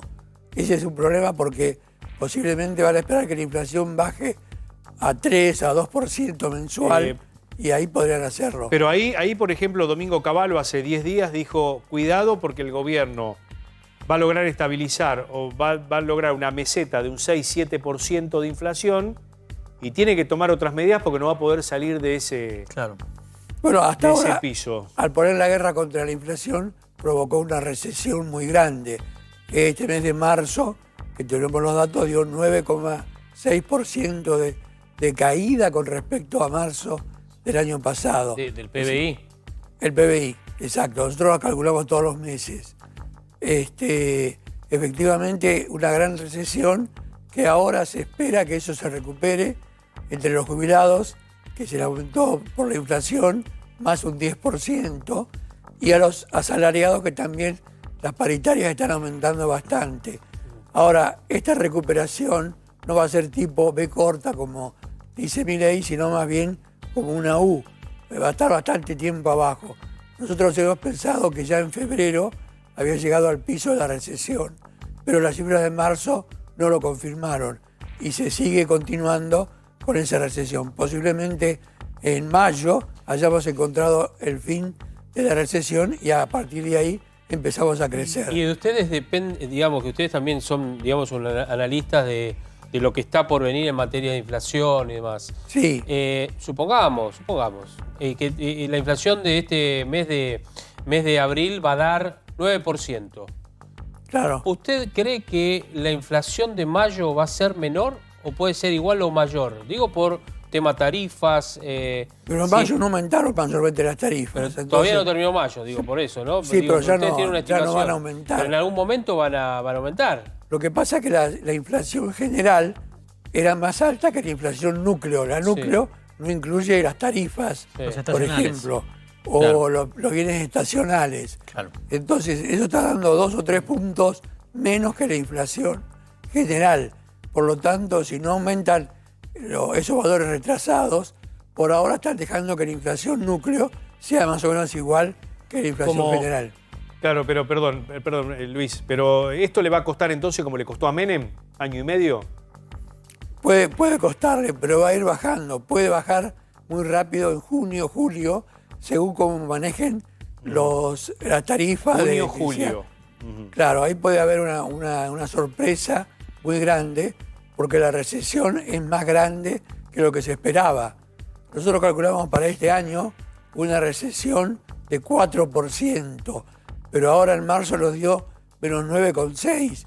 O sea que por más que recupere ahora, no va a recuperar todo lo que perdió. Claro. Como buen ortodoxo, este rumbo elegido por el presidente, un rumbo ortodoxo, muy, tal cual, muy clásico, digámoslo, monetarista, se basa en la columna vertebral es el déficit cero, que tanto ha celebrado Milei. Cuando se anunciaron esas cifras, algunos economistas que comparten el rumbo del presidente señalaban que era difícil de sostenerlo en el tiempo, que era... Algunos que no compartían el rumbo lo criticaban como ficticio ese déficit cero. ¿Usted qué opina al respecto? Bueno, lo que pasa es que la recesión cae mal para todos los impuestos que son sobre las ventas. Por ejemplo, el IVA en el mercado doméstico interno.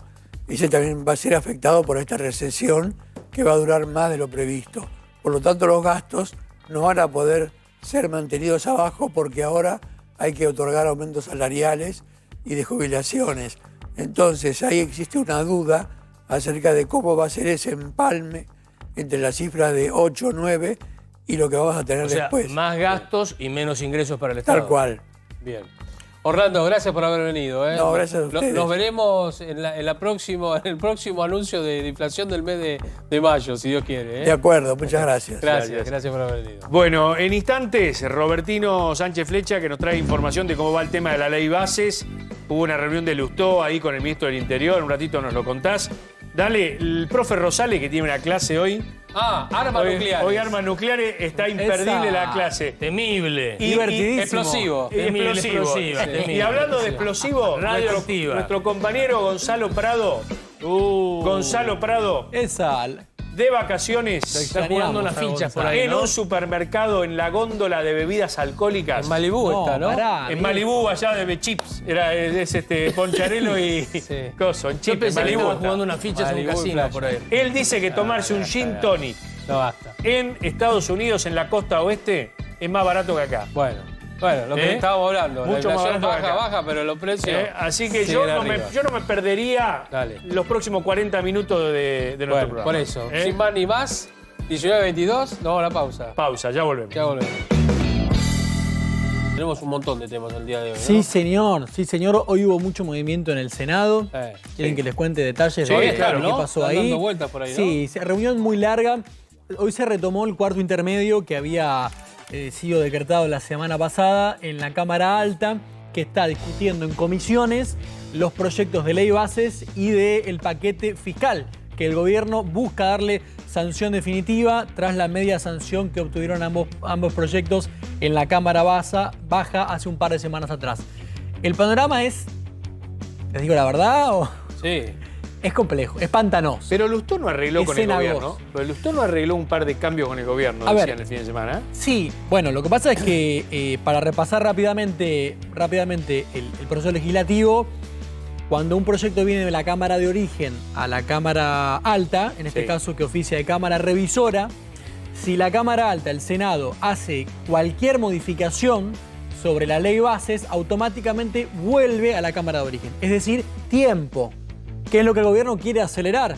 El gobierno quisiera tener la ley ya, de hecho, antes del Pacto de Mayo del 25 de este mes. Ahora prontito, ahí en Córdoba, esa foto con alguno de los gobernadores que busca el presidente Milei. Algo que no va a suceder, ya es prácticamente un hecho.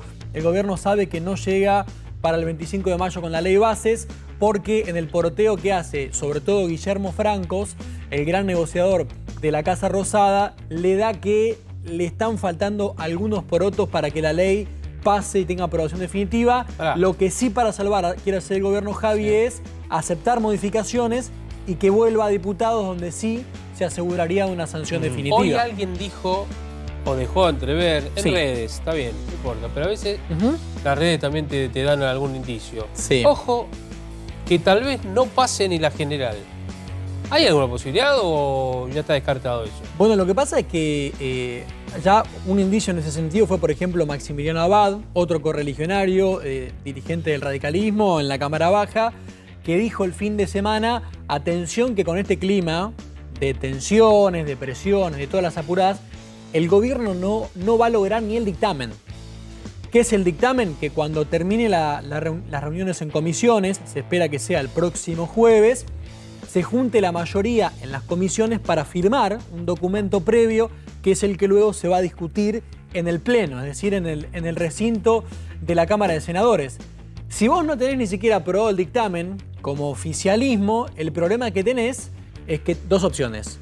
O se impone un dictamen de rechazo del kirchnerismo, o bien tenés que sin dictamen hacer una aprobación sobre tablas, un tratamiento sobre tablas de un proyecto, como se le dice en la jerga, sobre tablas. Básicamente lo que quiere decir es que vos tenés que aprobar un proyecto con mayorías agravadas, es decir, con 2/3, cosa que no hay manera que el gobierno logre porque no estaría llegando ni siquiera a la mayoría. ¿Cuándo sería sobre tablas el...? ¿Cuándo iría al recinto el proyecto? Cuando es sin dictamen. Cuando vos no lográs dictaminar el proyecto. Pero suponete que está el dictamen esta semana. ¿Cuándo llega al...? Está muy bien la pregunta, Marian, porque a diferencia de la Cámara de Diputados, el Senado tiene otro tiempo y una vez que hay dictamen tiene que pasar un plazo de una semana para luego debatir en el Senado. Para darle tiempo a los legisladores a leer. Es una cuestión reglamentaria. Nada más una cuestión reglamentaria. Pero digo, hay consultas. Hoy pasaron una lista de... Es lo que está ocurriendo ahora. Gente, claro, es impresionante la lista. Hoy desfilaron alrededor de 40 especialistas, analistas. Pasó también la CGT y la CTA, que cuestionaron la reforma laboral, entre otros cuestionamientos. El kirchnerismo se mantiene por ahora cerrado en 33 legisladores que van a votar en contra de este proyecto y están a 4 de llegar a 38, que es el número mágico que haría que el gobierno se quede sin ley de bases y sin paquete fiscal. Hoy a la mañana... Es difícil, pero hoy a la mañana está empantanado se hablaba de que esos 4 o 5 no estaban del todo seguros, de que estaban pidiendo algo o que la negociación no estaba fácil. Mirá, los dos puntos... El oficialismo dice que están díscolos, ¿qué estarán buscando? Bueno, nada. Los dos puntos principales que hoy traban las negociaciones y le dificultan al gobierno el proceso parlamentario son el impuesto a las ganancias, que está en el paquete fiscal, y el famoso, ya célebre, RIGI, que está en la ley bases, que es el régimen de incentivo a las grandes inversiones. Es un capítulo muy grande, complejo, que tiene un montón de aspectos que en teoría promocionarían las grandes inversiones, pero hay discusiones sobre la redacción, sobre cuestiones finas, que de nuevo, si el gobierno concede, porque no consigue los números, modificaciones, automáticamente vuelve a la Cámara de Diputados. ¿Pero por qué hoy el gobierno está dispuesto a conceder modificaciones? Porque es, o acepto modificaciones y me salva diputados, o entonces me quedo sin ley bases. Porque si cualquiera de los dos proyectos es rechazado, no se puede volver a tratar hasta el año que viene. Claro, pierde estado parlamentario. Exactamente. Escúchame. Out. Ahora te hago una pregunta. Diga. Este es un gobierno que ya tiene un poco más de 5 meses. Sí, 5. ¿Cuántas leyes se votaron en favor del gobierno? ¿O el gobierno logró que se le votara alguna ley necesaria? Ninguna. A ver, se aprobaron pliegos de embajadores, pero... Por eso, te estoy preguntando a propósito de profesor, porque estoy siguiendo la línea, ¿no? Ninguna ley. ¿Alguna vez ocurrió algo así con otros gobiernos? No, desde la vuelta a la democracia, 5 meses, no. Algunos ejecutaron muchos decretos, tuvieron dificultades, pero no, a esta altura de la SOARE, en general, los distintos gobiernos ya tienen alrededor de 10, 20... Sí, pero tampoco, perdón, Roberto, pero tampoco ningún gobierno de los últimos metió un paquete con una reforma de 300 artículos. Sí. Digo, eso es raro también. A es ver, decir, lo que pasa el gobierno se queja, no le aprueban nada, pero metieron una reforma lo que pasa integral. es que es un gobierno diferente a todo lo que ya conocimos durante estos tiempos. Es decir, todo se negociaba, se rosqueaba. Y bueno, este gobierno empieza no le gusta la rosca. No, al revés.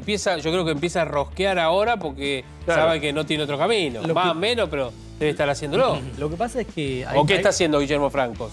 ¿Qué quiere reformar Lustó? ¿Lustó qué quiere? Varias cosas. Lustó hace también su juego político. Pero dice, hay tres puntos de la ley que quiere reformar Lustó.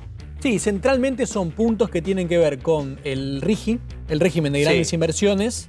Sí. ¿Qué quiere modificarlo para hacerlo menos favorable a las grandes inversiones? No, quiere esclarecer algunas cuestiones de la redacción, donde en los términos de Lustó, por ejemplo, quiere que se garantice que si una empresa va a invertir en la República Argentina, esté establecido, por ejemplo, bien claro cómo ingresás a ese RIGI. Porque hay un artículo, por ejemplo, que está difuso sobre cómo es la aceptación del ingreso. Si es una especie de aceptación tácita o si el Estado tiene que decir, bueno, la empresa, por ejemplo, Luis Rosales, recibimos los papeles, está en condiciones, ingresa formalmente en una aceptación positiva. ¿Y qué es una gran inversión? ¿Qué significa? Bueno, inversiones millonarias, muy grandes. Y hay un límite, digamos.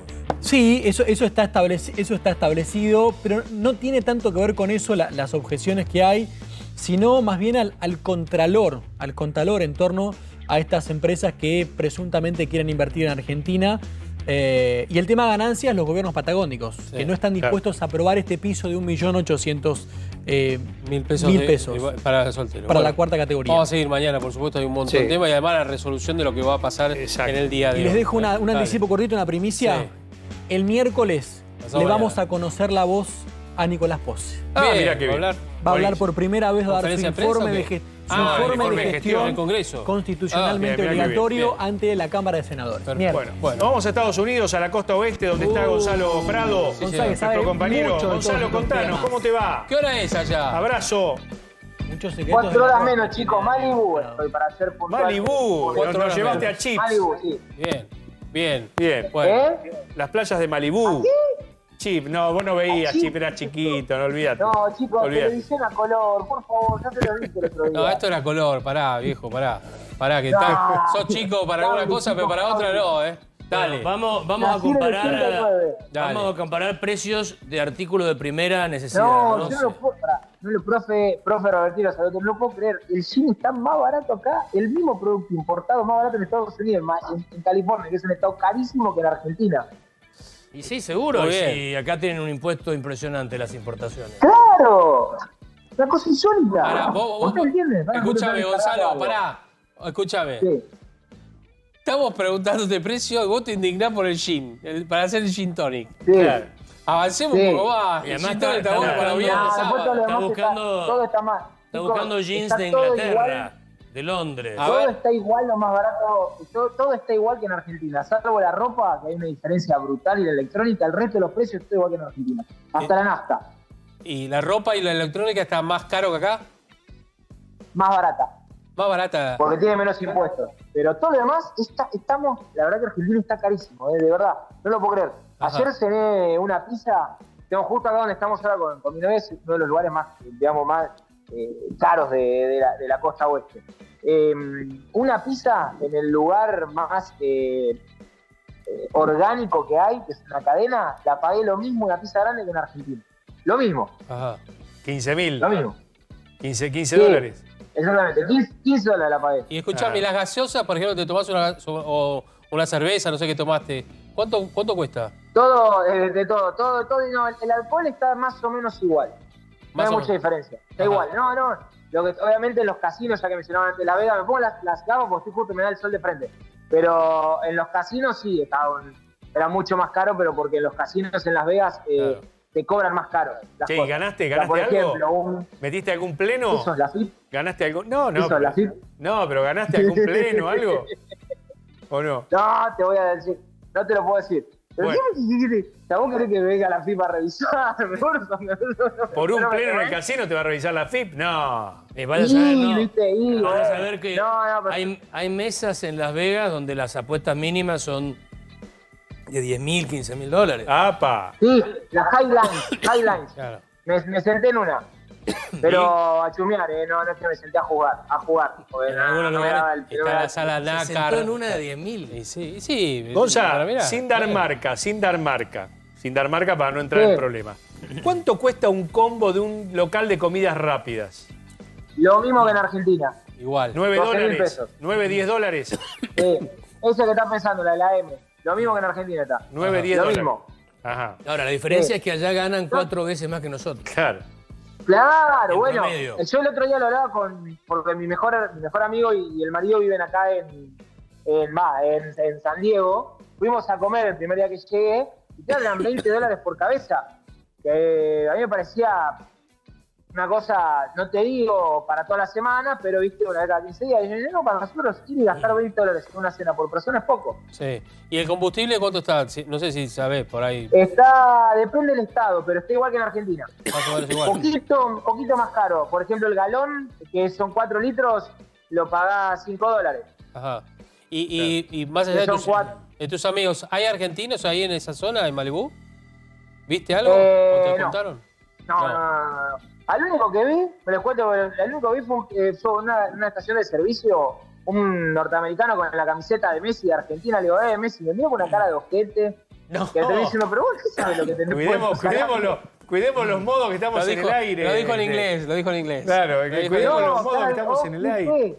Bueno, cuidemos los modos, está muy relajado con esa remera que te agarró la lavandina, pero cuidemos las formas, Gonzalito. Pero ¿qué es esto? Esto está buenísimo, Mariano. Escúchame. Sí, volviendo al gin tonic. Sí. Volviendo al gin. Pero ¿Cuánto cuesta pará, da vuelta a la cámara un poquito, ya te conocemos un poquito. Mostrame un poquito Malibu, los autos. Claro, mostranos cuánto cuesta la botella de gin. Eso sí, no sabe lo que es nada. Mira, ahí Ferrari, una cosa hizo para. Mirá la cámara, dale. A ver. ¿Cuánto cuesta una botella de gin? No encuentro esto, Ahí tenés mirá. una Ferrari. A ver. Mirá. Naranja. Perdón, amarilla. ¿Esa es tuya, Gonza? Auto amarillo. No, yo sí demuestro que yo alquilé, me dieron alquilé un trailer 300. Esa la ganó en la mesa que jugó. Mostranos la Ferrari. Mostranos la Ferrari. ¿Dónde va, Gonzalo? Mostranos la Ferrari. Pero no, mostranos la Ferrari. ¿Qué nos está mostrando? Qué molesto que están. Miren que vuelvan 2 semanas. Veo la Ferrari de ese color y me acuerdo de la historia de Guillote Coppola, ¿no? Sí, claro. De la Ferrari negra. La quería negra. La Ferrari negra. No era una Ferrari, perdón, me confundí. Es un auto amarillo. Porque vi una Ferrari amarilla hoy. Pero era Cruiser. ¿Qué es No tengo idea, te digo cualquiera. No sé qué. ¿Esa es la Ferrari? Pero la verdad que está mucho Mustang, si le gustan los autos, mucho Mustang. Sí, me parece que está en el Gran Buenos Aires. Está en un shopping de Gran Buenos Aires, me parece. Ahora le pasa el 60 para atrás, me mato, Me parece que está en un shopping de Gran Buenos Aires. Ahí tenés escape. No, chicos, no saben la cantidad de cosas que aparte me están mirando los remates. Che, Gonza, ¿y el alojamiento es caro? Acá sí. Yo acá pagué por 3 días por 2 noches $600. Ajá. Alquilé un departamento con vista al mar. Cuidate que van a ver un latino filmando auto ahí y van a sospechar. Bueno, pero vista al mar. Sí, con vista al mar. Pero después sí, no, la verdad estaban bastante caros. Ajá. $180 la noche promedio. Sí, Gonzalo. A ver, en esa zona, ¿cuál es la preocupación del norteamertado en esa zona? Californiano. ¿Qué es lo que le preocupa por esta zona? La verdad que no tengo ni idea, porque no está tan politizado. O sea, es como que acá en California no noté tanto la política, en Nevada sí, que está muy politizado el tema. O sea, imagínate, los autos están ploteados. Hay autos ploteados con support Trump, support Biden. O sea, es como, no sé, imagínate que haya un auto de un particular que esté ploteado con una insignia gigante del capó que dice banco a Milei o banco a Cristina Kirchner, ¿me entendés?